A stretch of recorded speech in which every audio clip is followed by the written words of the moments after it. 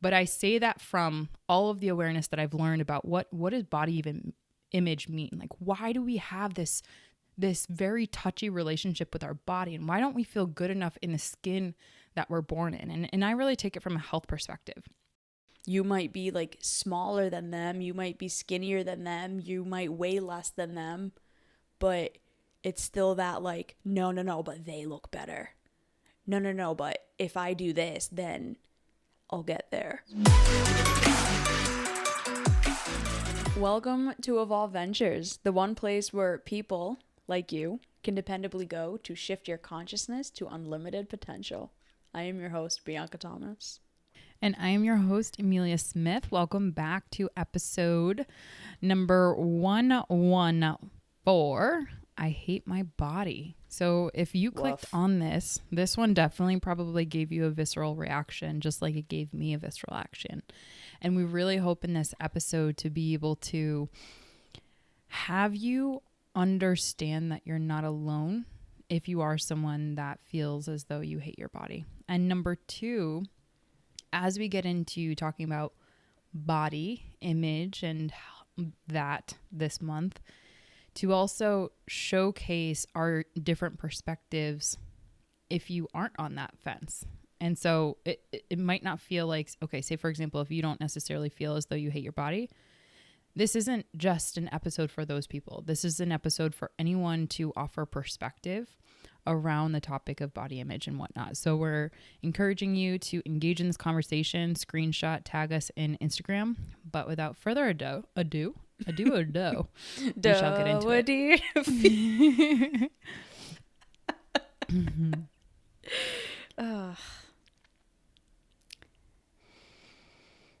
This topic is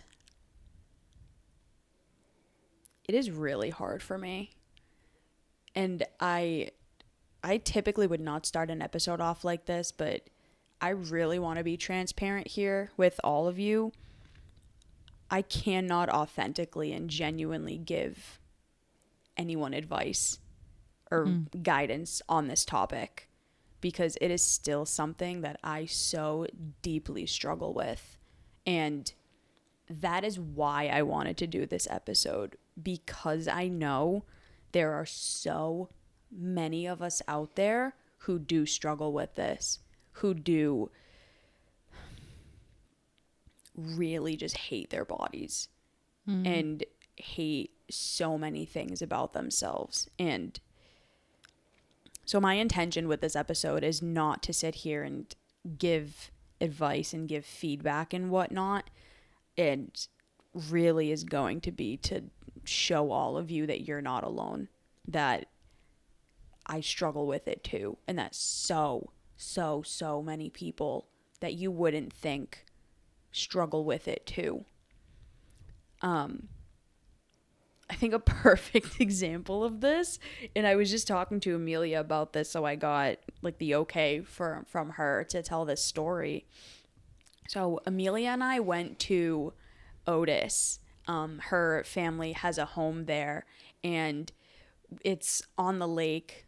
Gorgeous home, really incredible area. And on one of the nights that we were there, we took the boat out. And we were going to go swimming. We were going to go on the lake. We're going to go drive the boat and whatever. And Emilia had told me like, hey, B, like I forgot to bring a bathing suit. And I was like, oh, well, I brought two. It's a thong bikini though. Like you want to try it on? And I had two bathing suits and they're the same bathing suit, but they're two different colors. So I took the red one and I gave her the blue one, and I'm like, all right, well, go try this on. So I had mine on, and I go into the room, I give it to her, and I just hear laughing. And I'm like, why is she laughing? Like, what is going on? And she walks out and she's like, B, this does not fit. And she's like being super like silly and funny and completely like not fazed at all that my bathing suit didn't fit her. And so she doesn't end up wearing it. We make a joke out of it, and it was hilarious. And yet I was still struggling standing next to her. Even though she's wearing a one piece and I'm wearing this bathing suit that I have, and I don't have a lot, but like this is one of the ones that I have and I really like it because I like the color, I like the shape of it, I like how it's cut. And I'm standing there and I'm standing next to Emilia, who just legit could not fit into the bathing suit that I fit in. And look great in. And I kept comparing myself to her. And that thought went in my mind of like, B, you look horrible. Don't take your shorts off. Don't let her family see you in this bathing suit. Like, hide your body. You've been trying to work on your body for how long now? And you still don't have the body that you want. Like, you're a fraud. Like, you don't actually have a good body. Like, hide it. What are you doing? Why do you go to the gym all the time and you can't do all of these things? And, you know, this episode is not for me to sit here and tell all of you, like, how unhappy I am with my body. Again, that's not the point. But the point is to show you that even someone like me, who, like, every day, and I like, I'm going to struggle saying this because I genuinely hate talking about myself, but I really want to be honest here, okay? At least once a day, someone compliments me on my appearance. Wow, your body's amazing. Wow, you're so beautiful. Wow, this, wow, that. And I don't believe it. It's like, it doesn't matter how many people say it. I don't believe it. You know, so someone like me or anyone on social media who you follow and probably think like, wow, they're so confident. Wow, they must really love themselves or whatever. I guarantee most of them struggle with this too. So you're not alone. Sorry. I wanted to make sure that I ended with that. You're not alone. Now I'm done. I love that. So to reiterate what B's saying, if you do struggle with really loving your body, you're not alone. Number one, right? That's what we're here to share and to be with you in. And that's really, really important because a lot of this topic is really taboo for a lot of people. So I'll share with you a little bit about my body journey and, you know, take this with a grain of salt. I just want people who are listening to us to understand where I come from and why Bianca and I are a little bit different in this capacity. Because when I first heard what we were going to title this episode, I had a visceral reaction, like I said, that like I genuinely don't feel that way. Like I love my body. I really, really do. And though it's not where I want it to be yet in terms of overall physique, lean muscle mass, and its performance, I still learn to love it. And I work towards that every single day. So that's always been what I've been trying to do because I grew up and it might not be appropriate for this episode, but I'm going to say it anyways because I think that not only do I want to make sure that our community can get to know who's behind the mic, it's kind of embarrassing for me too. You got this. I have faith in you. When I was born, the story goes that this chick was born and she really didn't have a back. She had a huge butt. Yeah, the doctors were like this. Like she doesn't even have, like this little infant has more of a butt than she does a back. And so they literally used to call me Big Crack when I was younger. And this is so embarrassing to be on a public platform. And like, it is what it is. And I had two nicknames growing up when I was an infant, Big Crack and Screaming Skull. Oh my God. Screaming Skull is pretty like self-explanatory. But why I say that is because I was born with this outrageously big badonkadonk. Same. And growing up, that was really weird for a white girl. And I say that because the way in which my body shape was when I would go to school and I would be around other girls my age or even older, they never had the curves that I was. And a lot of people say that, oh, Emilia, you're blessed with these curves.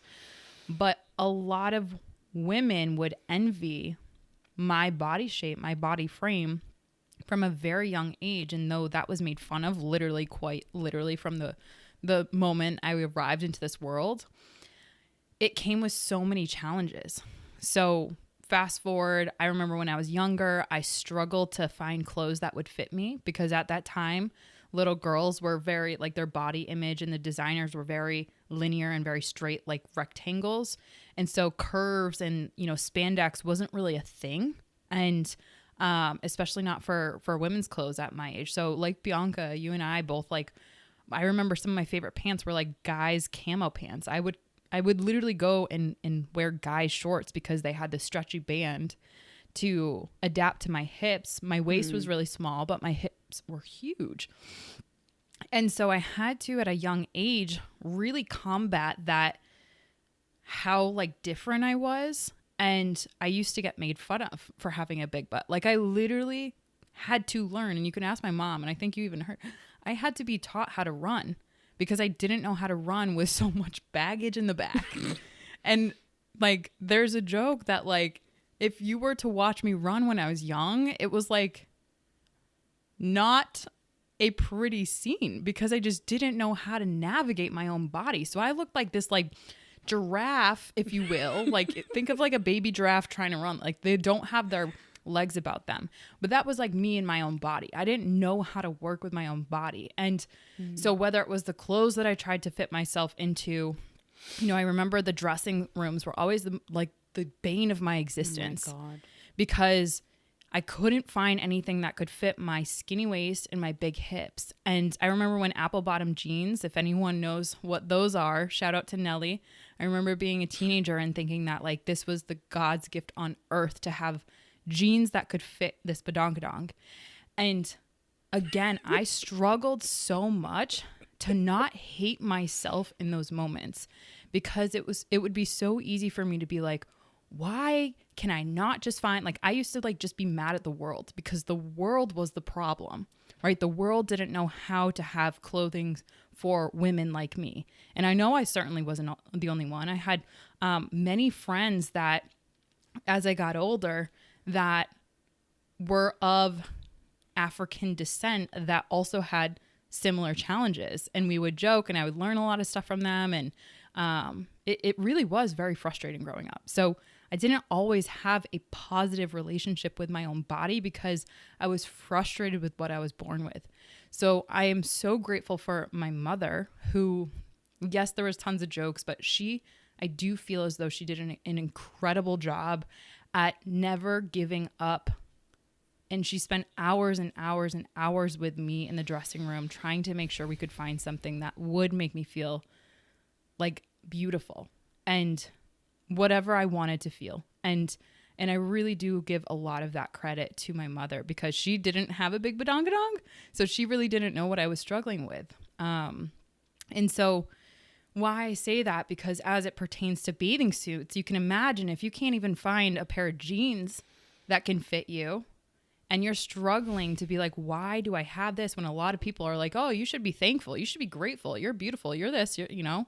It's like, you don't understand the challenges that comes with just trying to find clothes that fit you, right? So fast forward into every single summer where I had to try to find a new bathing suit. I, like you, Bianca, would know and had to know my exact fit. Like I know the ones with the string on the side fit my body the way it needs to, the way that makes me feel good, and the way that it makes me love my body.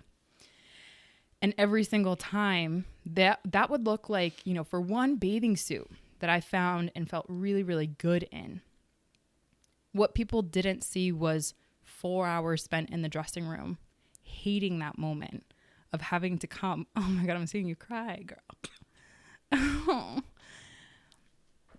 Of seeing the challenge of that moment where you have to choose. I can either let this part of me win that says, this is what you were born with. You were cursed. you look terrible, you know, like, which is so easy, especially if people make fun of you for that. Or you can let that light shine that is like, even if you don't fully believe it, and even if you got alter messages to this, you know, like, you are beautiful, and find your own beauty and really love your body for what you were blessed with. And I know that's it's so much harder to do that because society does not encourage that. There's like this fake facade of like, love your body, love who you are. But then we have all these contrary messages, and that can look like designers that don't include big hips, right? Don't include big butts, don't include, you know, and I'm sure there's quite the opposite for very skinny people out there and for very unique shapes, right?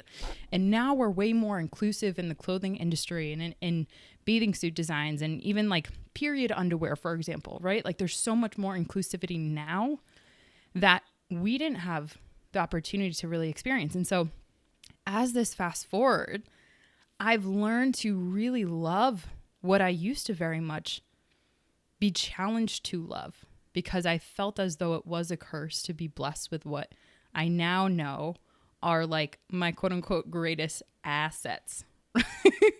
Right? So I feel you in that. So when you came to me, and for everyone who's out there, Bianca has a beautiful body. And I know that she struggles to give that to herself. And I know it's hard to hear that. But I say that from all of the awareness that I've learned about what does body even image mean? Like, why do we have this very touchy relationship with our body? And why don't we feel good enough in the skin that we're born in? And I really take it from a health perspective. I used to really think that strength training, just talking about fitness for a second, would equal man. If girl equal man, not good, then she will be a lesbian, or then she will be too masculine, or then she will be, you know, not attractive, or whatever these equations I grew up with. And so I avoided strength training like the plague. I have now learned how important, for a longevity perspective, lifting up and putting down weights and giving it your all and going to failure, how much that can do for your beautiful body, because there's these things called hormones that we all have.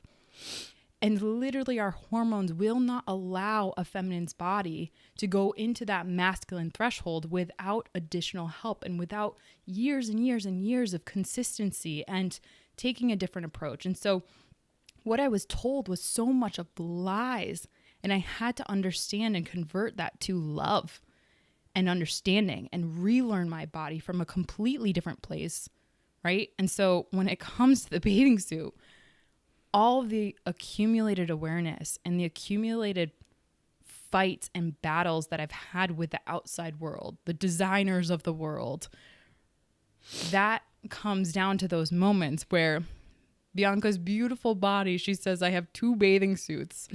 And they're like, like, I'm talking like, I don't even know how wide my hips are right now, but it looked, when I pulled up, like I held the little thong bathing suit, and it looked like a child's bathing suit. Like her hips and her waist are so much, I don't want to use the word skinny because I know that that's a negative correlation, narrower than mine is. And I held that up, and I just can now laugh in love, because I love my body. I freaking love how wide my hips are and how narrow my waist is. And I love the way that I've been able to build it and chisel it and navigate it and learn its ebbs and flows, because it's directly correlated to all of my choices. My body, what I input, how much I output into the world. And so when I saw that little thong bikini, I was dying, because I'm like, I have been here before in the Target like lines, and you know, the extra small, that like that's the XS will not fit one butt cheek, not to mention these 2. So I just giggle at it, because I really did want Bianca to see that, of like it's okay. The label that is on the clothing brand, you know what fits you. You know what makes you feel good. And I want Bianca to feel good in what makes her feel good.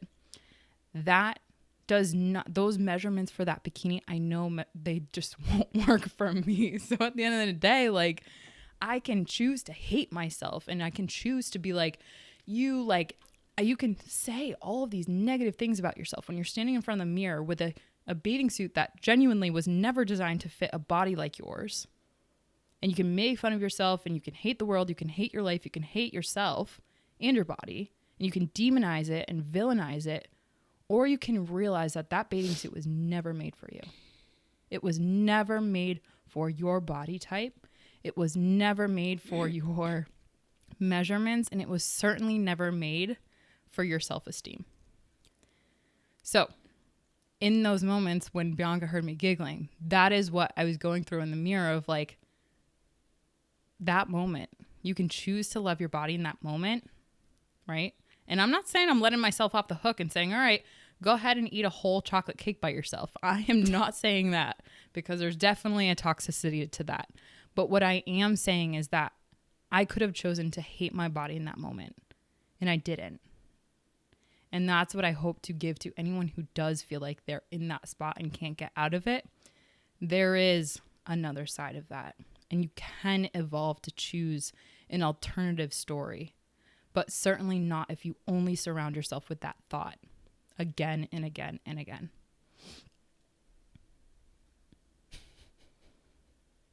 Tell me where the tears came from, girl.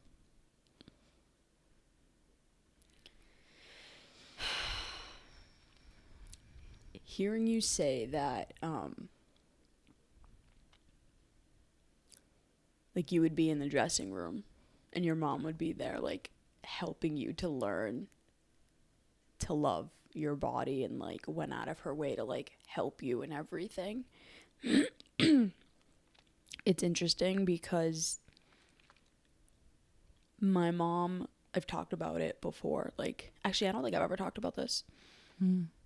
I'm so grateful for my mom, because when we were younger, my mom used to take us every weekend on like massive shopping sprees. Like, my mom spent like hours and hours and hours and hours, like 2-3 days at a time with us, just to get us stuff so that we could look incredible, so that like so that we could be like that family. You know, like, she went so above and beyond. And even to this day, like, we had a my brother's graduation was a couple weeks ago, and she went out of her way to go to Boston for me to get me a dress, because she knew I didn't have the time to go get it. So she took my dad, went to Boston, and went and got it for me. And like went out of her way to find me a dress, found me like 4, and was like, here, Bianca, like, go try these on. Aww. And so like she went out of her way all of the time, but my entire life I've been criticized for my body. Like, I was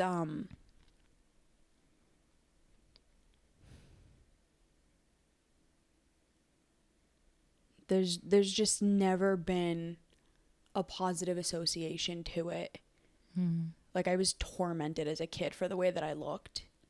And then growing up, you know, you were talking about like how you love strength training, and how like there was an association like strong equals man. I used to get called horrible names. I used to get called a man. I used to get called all of these really like terrible things for the way that I looked. And then when I started strength training, and when I started lifting really heavy, and I was competing in powerlifting, and I was doing so well, that was never celebrated. It was, you look horrible. Why are you doing this? And then it's just like, throughout my life, there's just always been these negative associations with my body. So like, hearing you talk about that, it just brought all of that back up, you know? And that's where like that like, that's where the relationship with my body today comes in, where like I have like the most muscle mass I've ever had. I know that like I'm in close to the best shape I've ever been in, apart from like the one time that I did a cut a while ago and it was really successful. But there's never been a good relationship with my body. You know? And like I said, you didn't fit in my bathing suit and I was still comparing myself to you. Right. You know? Like, it doesn't make sense, but like it does. And I know so many people here probably can relate to that. It's like you have friends that look so different from you. You're like, this is really touchy, but like you might be like smaller than them, you might be skinnier than them, you might weigh less than them, but it's still that like, no, but they look better. No, but if I do this, then I'll get there. You know, like I hear my clients talk about that all the time. I hear like friends used to say that stuff all the time, you know. That's just there's never been a good relationship to it. And that's why I wanted to do this episode, you know. And that's why I started by saying like I can't give advice on this. I'm still working through it. And I know that you did do the work. You have gone through it. So that's why I wanted to make sure that like we could talk about it and people could hear from you like what was it that you did, you know? Yeah. And B, I really appreciate your vulnerability too, because again, like for me, like it's not easy to love your body. Though you might see me now, again, you didn't see like if I could like cut my childhood into percentages, I swear one of the bigger ones would have been spent in dressing rooms, you know, and that's the thing. And I think that everyone probably can relate to that, you know, because at the end of the day, you want to look and feel your best like that. Like there are studies to show when you do put on clothes that make you feel more you, that feeling really can help you enter into a room and captivate the room and equal the energy that you want to express. Because clothing, you could argue, is an expression of who you are, right? That's why fashion is such a thing. And everyone has their own unique journey. And as a matter of fact, there's a song that I came across and it was on Instagram or something. I can't remember how I came across it, but I am so grateful that it was put out there. And shout out to Jax, who I think is she's a young artist, and I really do want to shout her out at this. It's called Victoria's Secret. The song, if you haven't heard it, look it up. A lot of young girls, I think, can relate to it because I remember growing up, and by no fault, like no parent wants to hear what I'm going to say right now, but when you're younger, hormones are raging, all this stuff, like society really tries and does a good job at cultivating a lot of the marketing towards sex appeal and really narrows in on that low development phase of consumers, i.e. like 13-year-olds to 17-year-olds who aren't really aware of what consumption of certain media is actually doing to their brain. So I remember, like, for example, in my culture at my schools and whatnot, if you didn't like have a Victoria's Secret bathing suit or you didn't have Victoria's Secret like bras or whatnot, like you were not quote unquote attractive. You were not sexy. You did not fit the feminine foray of appeal. And at that time frame of your developmental stages, there is definitely like this weird thing that goes on where you try to associate a healthy habit or a healthy association with your body.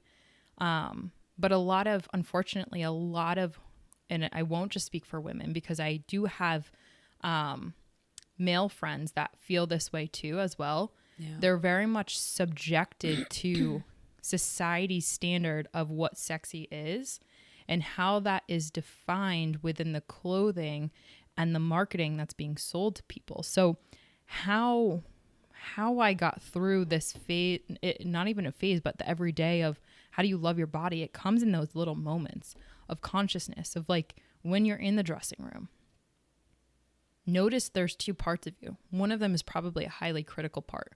That might be kind of in the voices of whoever made fun of you, whatever marketing messages you're interpreting, whatever standard out in the outside world is being set for you and your body, right? That's that critical component that's in the dressing room. And then there might be another part that is like, but hey, we're valuable as we are. Like, why don't we just recognize that? Why don't we just love that? And I want that part of people to win more. I want that part of people that know that you're valuable intrinsically, regardless of what your shape is. I want that to win in the dressing room more. But realize that a lot of society will not tell you that. Why? Because then you won't be the consumer that you are in the world. Then you won't try all of these things to try to make you feel better, whether it be clothing or specific bathing suits or specific jewelry or makeup or this or that, you know, and if you can stand in the mirror and look at your body and say, whew, I've made some progress today, or I've made some progress, or I'm so proud of all those days in the gym or exercising and whatnot, and shift away from image and what other people think. Think about your longevity, your health, how you feel in your skin. Not because of all those outside messages, but because of how it makes you energetically and vibrantly feel. So I really did focus, and to this day, I still focus on away from, and why I mentioned that song is because you fall prey to these secrets of the world that make you believe through their messaging that as you are your body type, it should be compared to these models, these like people that are starving themselves, these people that genuinely like spend their entire job doing this one body specific thing all day, every single day. And we have this cognitive distortion to think like that we should be like that instead of saying, okay, what does health look like for me? What does it feel like? What is attractiveness? What does love for my body look like? And start there. That's so hard. And I get that. But again, in those moments, are you falling prey to the secret that life outside is trying to sell you on?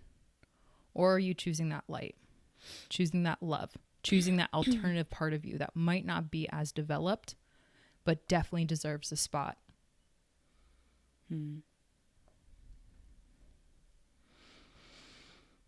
This is such a loaded topic. My goodness. Yeah. For men and women. And I'm glad you mentioned that. Yeah. There's a lot of guys out there that feel this huge pressure, right? Like, and I even talked to Alan about it. But like the thing is, it's like when you can shift from like an outside world goals to like these are my goals. And it's capable, like I can do it with this body frame. Like I have a client that like, you know, I asked to see like what is her ideal body, like because she wants to really get into like in better shape, right? That's what we all want. Okay, well, how do you define that for you?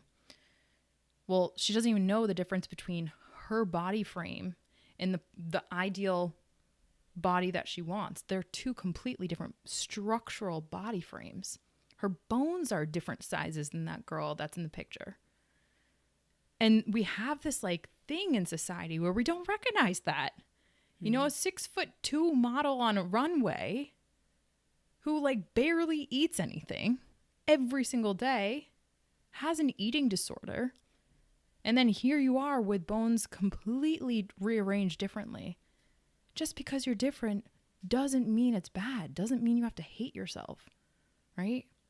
But I don't think we get enough love to say that just because you're different means you should love yourself.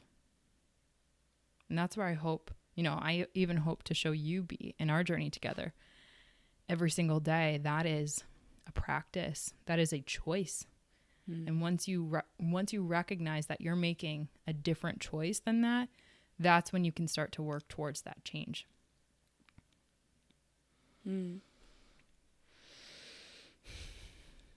Final takeaway and episode suggestion.